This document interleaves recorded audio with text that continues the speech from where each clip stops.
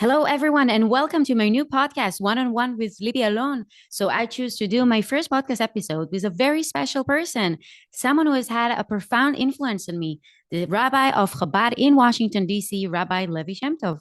Rabbi, I have to tell you that when I first moved in DC, I felt like I'm a bad Jew.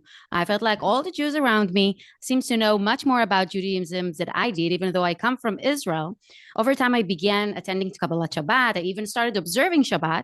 And I feel that Chabad and you and Rabbi Eli taught me how to become a better Jew. So my wish for 2026 is to become an even better Jew. So first of all, thank you so much for your time and thank you so much for being here. Much appreciated. Thank you for having me. 5786, not 2026, 5786. That's our Okay, Jewish year. Okay. agree. Who you are and how you come to serve as a chief rabbi of Washington, D.C. I'm the senior rabbi in Washington, D.C. I've been here longer than any other rabbi. I don't know that there is a title of chief rabbi, but if that works for you, then fine. Basically, I started coming here as a teenager, helping my father, who was sent here by the Rebbe many years ago to establish a presence on behalf of Chabad. And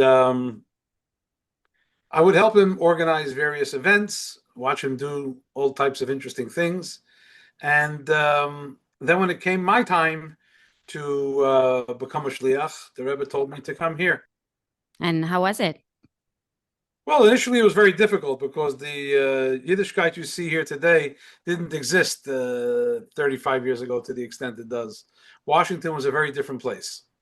And the community was smaller. I'd say almost half the size. Wow. And when I moved here, I remember them talking about 30,000 Jews in the city. Now they say there are probably as many as 60, and that's only in the District of Columbia. There are almost 300,000 Jews in the general area of Maryland and Virginia as well. Now, I have to ask you, you work with the White House, you work with the president. What is it like to work so closely with a few of the US presidents? How many presidents have you met? I've met everyone since Carter, except Reagan. So that would be Carter, um, George Herbert Walker Bush, Clinton, um, George W. Bush, known as 43, um, Barack Obama, of course, uh, Trump twice, and President Biden. So, what And is like for obviously, you? obviously, at my age, I didn't meet the first President Bush while he was president. And how was it? How is to work so close with President Trump right now? It's interesting because he's somebody who knows Jewish people so well for such a long part of his life that I think he has a comfort with Jewish people that others may not have had. I mean, he's not the first friend of Israel or friend of the Jewish people in the White House, but he's probably the strongest. Most people would agree on that. I'm not getting into the politics, that's above my pay grade and beyond my scope here. But in terms of friendliness and strength of support of the Jewish community and of Israel, I don't think that we've seen anything like it, literally. I agree. By the way, do you have any special memory with any of the presidents? Oh, I have one with each of them, but I'm writing about them in my book. When that comes out, everybody will see them. You're writing a book. Yes. Oh my God, when it's going to come out? It's called From the Mountain to the Hill. I hope it'll be out in the next year. It keeps on getting pushed off because I keep on getting, new material. But it'll have 100 chapters of metaphors and different experiences I had. I'll share one with you, Share. only because it's this week's Parsha, and I'm a rabbi. I can't help myself. I have to say some words of Torah. But I'll tell you what the situation was. It was in 2001, early in the term of George W. Bush. And it was so early in the term, it was this week's Torah portion. And it said, Vayavidu Mitzrayim, that the Egyptians enslaved the Jewish people beforech in very hard work, and there's all kinds of interpretations what that means. And it says b'chomer uvilvenim, with rocks and with bricks. And I get an invitation one day, and it says the president and Mrs. Bush cordially invite you to join them for the screening of a film, and the name of the film was Varian's War. It was a film about an American who helped save Jewish artists and others from Vichy France, helping them escape through Spain, Portugal, and it said that to come there casual. The dress code was casual. So we pull up to the White House, and it's not like you go through as a tourist. Your car goes and parks right outside what used to be the East Wing. It's not there anymore. But we pull up on East Executive Drive, my wife and I. I never went to the movie theater, so I don't even know what the experience was like. But if the president invites you and you're an American, you go, right? That's Or the protocol. So we are there mingling in a little reception before they show the screening in the White House Theater, which had about, I don't know, 20, 30 seats, didn't have a lot of seats. And right before we walk in to watch the film, I feel a hand on my shoulder, and it's the president. And he says, Rabbi, would you like to grace us with a prayer tonight? wow. And nobody had warned me about that. I was expecting people, and they actually were, dressed casually. It was like going to someone's house to watch a film, I guess. I don't know. Now, I had just a few minutes before spoken with him and figured, what is it that I can tell him about? We'll tell him about boulders and bricks, stones and bricks. The Lubavitch Rebbe explains that the difference between boulders and bricks, or boulders are already there. God created them during creation, and bricks are made by man. We make bricks. Writ large, it is like the foundations of buildings are usually made with heavy rock, but bricks are what make a building beautiful. And the lesson therein is that whenever we build the edifices of society, whatever those projects mean, out of bricks, which resemble the bricks in life, we have to make sure to build them on a foundation that's very strong of boulders. And I explained this concept to him, and I said, Mr. President, the bricks, those are the endeavors of mankind. Those are the great things that we build. But the foundations have to be made from the rocks, from the boulders. And he punches my arm lightly and he says, and that's faith, right? I couldn't believe it that this evangelical Christian president, was spot on about the interpretation of words in the Torah there, right? Right. So people always ask me, so what happened about the prayer? Well, as the credits were rolling, it was a very moving film. It wasn't like a movie in the theater. It was a film that brings you back to the vulnerability of the Jewish people during the Holocaust and how there were good people who saved many from literal death, God forbid. And as the credits are rolling, so I told the president, I said, look, I'd love to say a prayer, but why don't we do it after the film? Because the film's a serious film. I simply needed some time to gather my thoughts. Nobody had told me that there was even the possibility. Usually if you're going to be speaking in front of the president, people tell you. So the credits are rolling, and I tell my wife, good. I think he forgot. I think that I'm off the hook. As soon as the lights in the room go on, he stands up. He says, "Is the rabbi ready?" And I realized I was not off the hook, and I was going to have to say a prayer. Now, it You wasn't could hard. watch the movie at all, or you keep thinking about what you're No, going no, to I say. needed the first few minutes, the first 5 or 10 minutes. Thought up what it was I wanted to say.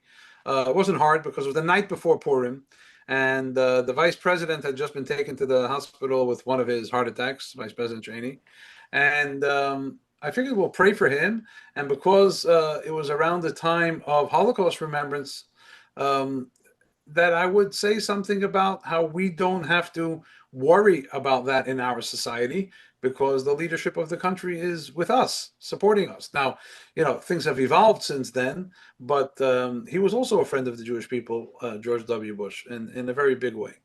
And I said that prayer afterwards, saying that my great grandparents were killed in the Holocaust. I lost my grandfather in the Second World War. And I said to sit here in the presence of the leadership of today's society, knowing that we are safe is something that we have to not take for granted, especially the night before Purim, an attempted annihilation of the Jewish people. And here we are, we feel safe and we feel secure.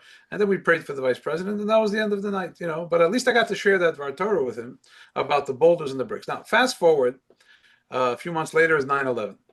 And we all saw how the Twin Towers collapsed like a pile of pancakes.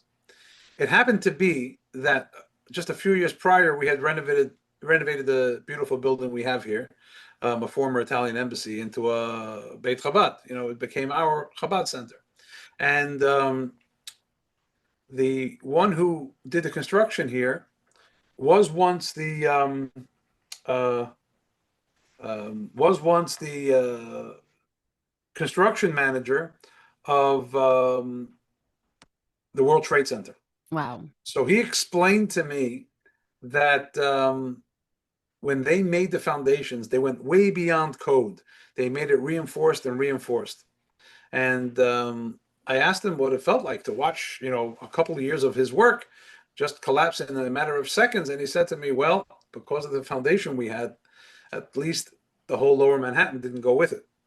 And everybody knows that the heat and the crushing impact of 100 stories collapsing, if the foundation wasn't super strong, who knows what could have happened? The whole financial district could have disappeared. Right. And it brought home to me this thought that I had told the president a few months before from the Rebbe's interpretation of that passage in the Torah, which we actually read this week as well, that when we make the foundations don't have to be attractive. The foundations don't have to be beautiful. Foundations have to be strong. The structure of what we make, that has to be more attractive and beautiful and of a different dimension. The I most agree. Do you wonderful. feel do you feel that you've taught them something about Judaism that they didn't know before? When they ask me, I've had hundreds, maybe by now it's even thousands of instances where I've been able to teach people about Jewish concepts and Jewish law, many times where they've never heard about it before. I had one instance, I'd love to tell this story, where I was invited to an ambassador's house, and it was in the 9 days between Rosh Chodesh Av and Tisha B'Av, and we're not allowed to drink wine or eat meat in those 9 days unless we make a siyum on a tractate of the Talmud. So he tells me that the whole meal is going to be dairy. I shouldn't worry, kosher, of course, but he ordered it from a caterer here. And there were 2 or 3 people that were Jewish. The rest were not. They were diplomats from all over the region. And then he calls me 3, 4 days before, and he says, "I would like for you to make a toast." So I said, I could either make the toast on sparkling water, the way King Hussein used to do when he came here, or I said, I'm going to have to finish a tractate of the Talmud, and then I can have the wine. So he says, how long will it take you? I said, not long, 2, 3, 4 minutes. I'll explain what I'm doing. He said, well, if you explain it to everybody, I don't mind if you do that. Comes the night, I'm at the embassy, and it's time to say the toast. And he looks at me, and I am explaining to all the people there why I'm able to drink wine when it's the 9 days. And I made the siyum. I made the completion of that book of Talmud, and then I made the toast. About a half a year later, I'm in the White House in the National Security Council. We had a meeting about one of the places where Chabad was facing a serious problem. And they turn around and they say, so what do you say? I say, well, I think this is a really complicated problem. I'm not so sure that we're able to solve it that easily. And the guy who was actually the national security advisor at that time for the vice president, but a very senior national security council official, says to me, come on, Rabbi, you were able to figure out how to drink wine when Jews aren't allowed to drink wine. You can figure out this problem too. And I saw that he had remembered 6 months later all that I had taught them about that. And there have been many, many instances where, I have to always be on my feet because I never know which question is going to come up. And I've had this not only with officials on the United States government, but with different people from all over the world. I mean, we once had the president of a country who was Catholic, and the reason I say that is relevant, as you'll see in a moment. And the ambassador said to me, just prepare a regular kosher menu. Don't worry about making one of our nationality. He just wants to see what a Shabbat dinner is like. And what happened was this official was Jewish and told the president he couldn't come on Friday night. The president asked him why, and he said because he's Jewish, he wants to celebrate Shabbat. And the president said, well, maybe I also celebrate Shabbat. And the ambassador asked if he could come over to our house. We said, of course. And but he said, just keep a regular Shabbat menu. Okay, fine. After we did the washing and the challah, after the kiddush, and then we started to serve the courses. We served the fish course. Everything was fine. Then the next course, of course, chicken soup, right? So when the server comes to him and says, would you like some soup? He says, is it real chicken? So they said, of course. He says, well, then I'll pass. All right, I thought maybe he just doesn't like chicken soup. But then I saw that the other people in the delegation also didn't have the soup. Then came the next course, of course, chicken and brisket and all the different things that are served in a Friday night and in a Shabbos dinner. And he again doesn't take it. Why? So I asked him why. He says because it's in the middle of Lent, and he doesn't eat meat on Friday night or on Fridays. Catholics don't eat meat in their Oh, on Fridays. So as you can imagine, the ambassador wanted to fall through the floor if he could, but my wife, in her miraculous ability, was able to whip up something I don't even know how from some fish-based dish in the wow. and save the day there. But he apologized profusely, and this is the head of state, of a foreign country. And I said, "Sir, I hope you can understand how much I accept that apology, which isn't even necessary, because I'm always the one saying I can't eat. I'm always the one saying that, I need to have the kosher food. I Yeah. need to have this special provision made." So it's a time when we're able to teach a lot of things to a lot of people. And then, of course, in the Muslim world, where I have a lot of interaction, I've been able to teach many of the senior imams who really are curious about Jewish things. And what they're especially curious about is how come other Jewish leaders don't talk to them about Jewish things? They talk to them about Jewish political matters or Jewish communal matters. But one of the most senior imams in the world was puzzled that no one had ever taught him about the laws of kosher and the laws of Shabbat, and he had known about it. And it got us into a whole intricate discussion about the Rambam. And he chastised me when I said the Rambam was one of our greatest in history. And then he says to me, why yours? Why not ours? He says, for religion, he's for you because you're Jewish. But what about philosophy? And what about medicine? And what about all of the ethics and the wonderful teachings that Abu, what do they call him? Musapi Mumun, they call him, right? Yeah. And he says, why not our? He's ours too. He brought wisdom to the whole world. And that's when I realized that, I'm not the Rambam. I'm barely worthy enough to learn the Rambam, Yeah. right? But that message of, we read in the Torah these days about Yosef HaTzadik, and we read in Chabad, we learn the Rambam every day, either a passage or 3 chapters. Very fascinating laws these days about inheritance, Yeah. and I I wanted to realized, ask you, do you yeah, feel that the Trump administration understands the importance of Israel and Judaism? absolutely.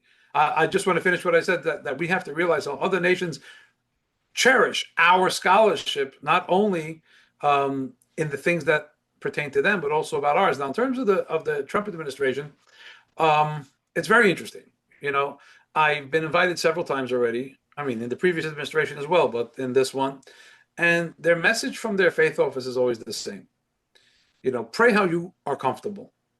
98% of the United States is not Jewish, and half of Jewish people in America, unfortunately, don't practice. So we're talking about a religion practiced by 1% of the population, but yet they give it the respect that they do, which is huge. This year, I was invited to light the menorah for the president at the Hanukkah How was reception. it? It was almost surreal because it came during Hanukkah where my mood was very mixed. My wife's family, as you know, are in Australia. Many of my own relatives on my father's side of the family, my mother's side of my own family, live in Australia. Australia is a very heavy component of our larger family. And I began my rabbinical training in Australia. And for me to see that, and it was a national Hanukkah program. So for me to see that disaster happen blocks from where I went to yeshiva there, in a program that I worked on when I started my rabbinics, was very unsettling. And then a few hours later, we had to go light the national menorah in front of the White House, which, as you know, is usually attended by thousands of people every year and seen by, I don't know, 70 million just on television and YouTube, and hundreds of millions in social media, and have to give a positive message when we're all shattered. It was very, very challenging. And then 2 days later, the next night we lit a menorah in the Pentagon, and then also in the home of the vice president, and then the following night in the White House with the president. And it's always amazing to be respected religiously by the senior figures of the nation. Okay, it's always something that reinforces the sense that we are living in incredible times and puts a sort of burden of proper implementation, responding to that respect, and not to disappoint the people who are looking to us for Judaism, not just for Jewish matters, quote unquote, not just for communal concerns. They want to know who we are. And just a few minutes before I was asked to light the menorah, the president says that you, the Jewish people, he said two very important things. One is he said that the Jewish influence in America is not what it was when he was younger. He says his father used to always take him to the Jewish events because he said it's the most powerful influence in America. And he says that's changing because of things that we don't hear that he does. Because people speak to him in ways that they wouldn't speak to us, which is something we all have to think about and take very seriously, because the president didn't just say it to a group of people. He said it with the entire world press watching. The second thing he said is that we'll be protected. He said many things, but the second thing I want to focus on is he says we'll always be protected because the Jews are a special people. And he repeated that point. And he again didn't just say this to a group of Jewish leaders visiting him or to the Prime Minister of Israel in a private meeting. This was said in front of the entire world press. You can't walk It's something like that amazing. back. Were you there? You were there, right? Of course. So what did you feel when you heard that? It was I was absolutely in shock because I see the rise of anti-Semitism in the United States, and to hear the most powerful person in the world saying those things and respect Jews and host them in his own house, it's like it's amazing. I was absolutely in shock. I begged for his assistant, just let me stay here. Just I want to see him like lighting the candles. It yeah. was so powerful. But tell me, how is Donald Trump behind the scenes, like behind the cameras? The times I've been with him, not in front of the press, I find him to be a very comfortable around Jewish people, that's for sure. But also very courteous, especially if he gets the sense that you support him. And just a few months ago, we had a delegation of Chabad rabbis that were visiting with him in the Oval Office. And I had remembered that in this previous term, he once had a group of us and asked whether any of us knew his father from the New York real estate world, because it was known that he and his father did many deals with Jewish people, with Hasidic Jews in many cases. They were real estate players, and that was where a lot of the action was in New York. And I explained to him that we're not from New York, so we don't necessarily. But then I decided to do some research, and I found out that his father was extremely kind to Jews after the Holocaust who couldn't pay rent, Wow. and moved into his Beach Haven apartments near Coney Island. And he would allow them to move in, get comfortable, and not pay rent until they made a living, until they had income. And then he did the same thing for Soviet Jews when the exodus from Russia came. He would let them get on their feet, get a job, and then start paying rent. Now, lest you think this is a myth, I can substantiate it in the following way. I even heard from a friend of mine whose his grandfather had passed away from cancer, and Mr. Trump told her, meaning the president's father, not to worry about the rent until she set her affairs in order. So, Wow. she shouldn't worry about a roof over her head. Now, what happened was that there were many Jews there, as we all know. Brighton Beach, that whole area is full of Jews who came from the Soviet Union and many years ago from the Holocaust. So they asked Mr. Trump, Fred Trump, whether they could use a garage that he owned for services for the high holidays, and he said sure. Then they came the next year and asked if they could do it again, and it was either the second time or the third time they asked, where he said no, can't use the garage. We're going to build a synagogue, and you'll have yourself a synagogue. And the synagogue exists today. And I went to the synagogue because I'd heard, all types of stories that his father was very supportive of him, of them. And we all know that in all the pictures of President Trump from his private days, all the plaques on the wall were from Jewish organizations, Israel organizations. So I went to the synagogue and I saw a big plaque there to Mr. Fred Trump from 1956, where the synagogue honored him. And then the rabbi shows me how Fred Trump um, gave the check that closed their mortgage, Wow. and was once an honoree of the synagogue, and used to give support to the synagogue every year for their dinner. The rabbi actually showed me copies of his greetings and of their checks. So this Amazing. is something that is not a myth or a type of story somebody once heard. I saw the hard evidence. So what I did was I brought to the meeting copies of many of those things I just mentioned, plus a replica of the actual plaque that's hanging in the synagogue. Yeah. And I told the president that when we were in our most devastating time of the past generation, which was the Holocaust, your father was accommodating and kind to the Jewish people. And now, when we're in the most difficult situation of recent times, you are being supportive of the Jewish people. What did he answer? Oh, he was very appreciative. His problem is not being good to us. That's not his problem. His problem is that he doesn't feel he gets the recognition he deserves. And he has told me that once or twice, and he may be right, because the problem is that the Jewish community is split in their opinion of him, but they don't realize that in the existential things of fighting anti-Semitism and supporting Israel the way he does, um, for someone like me who's not partisan or political, it's much easier for me to just see right through to that support, which we didn't always enjoy. And that's why at the Hanukkah party, I said, we've had friends in the White House. Joe Biden, when we were in the Oval Office just before he finished his term, Hmm. he told me that he hopes that he'll be remembered as a friend of Israel and a friend of the Jewish people. And Amazing. yeah, he said that to us.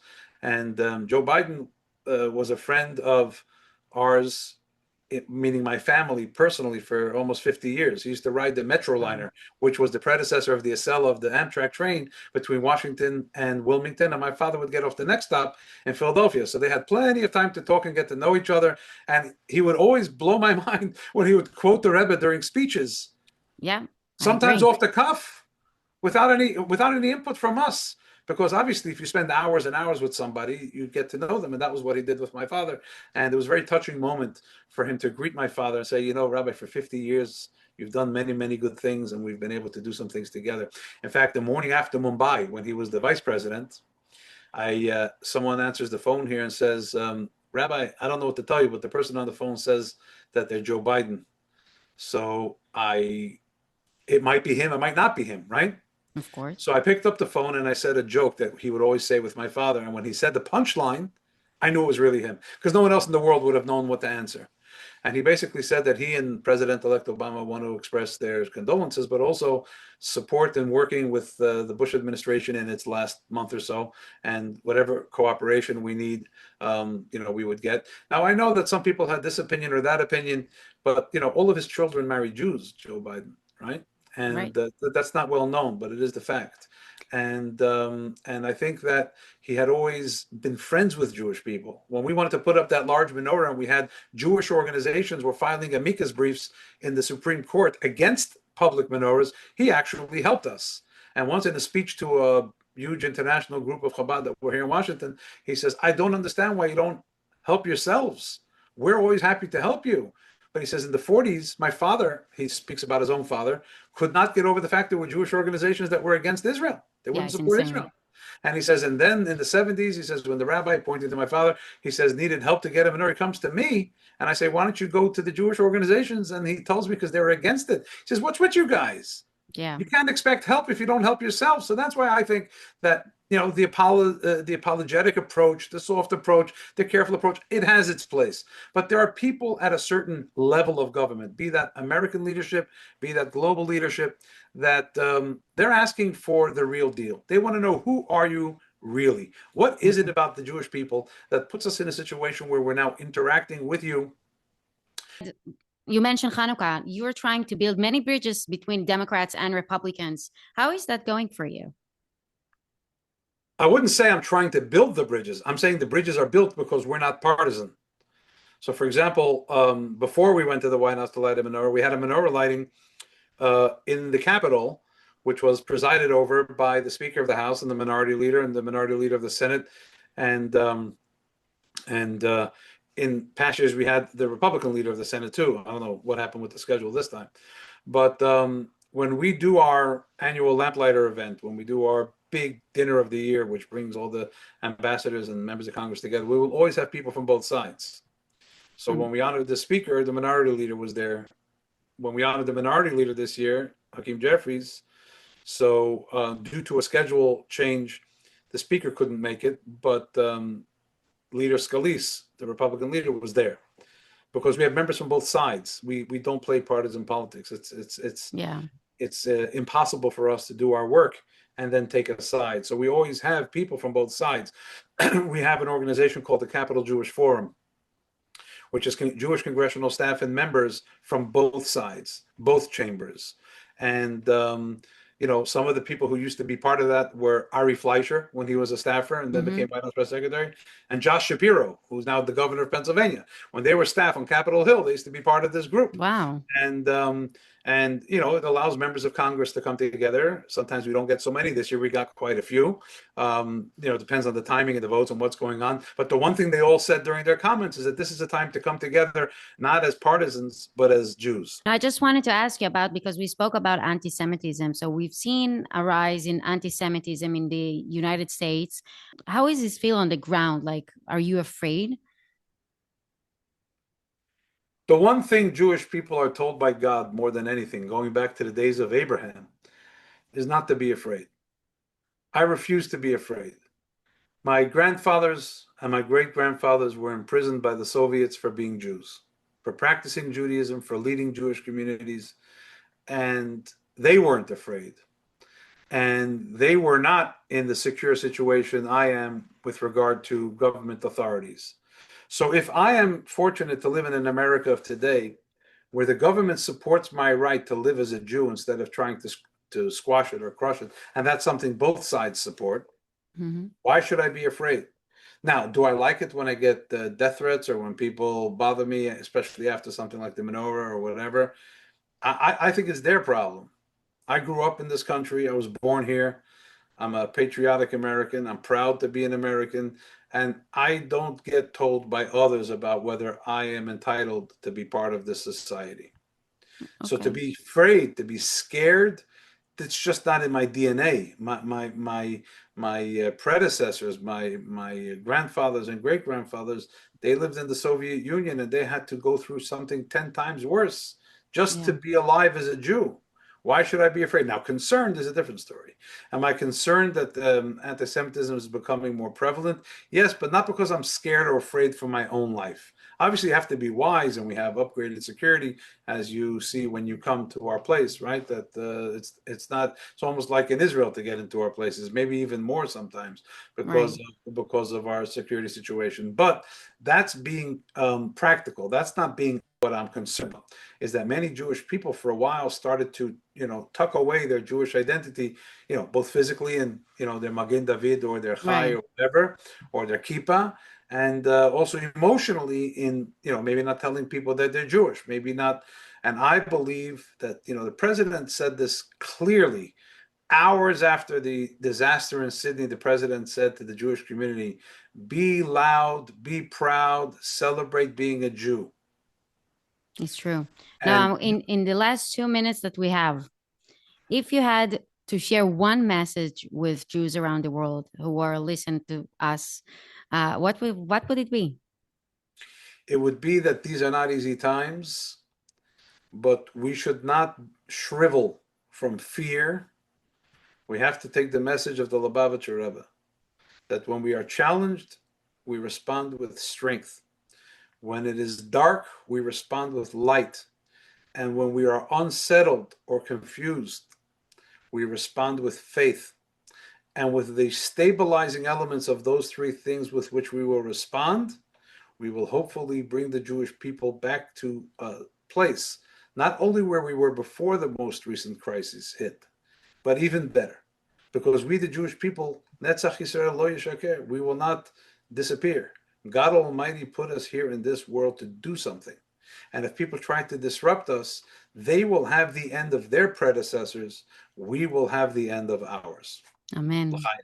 L'chaim, l'chaim. Rabbi Levi Shemtov, thank you so much for your time. Thank you so much for this interview. Much appreciated. Thank you. Thank you.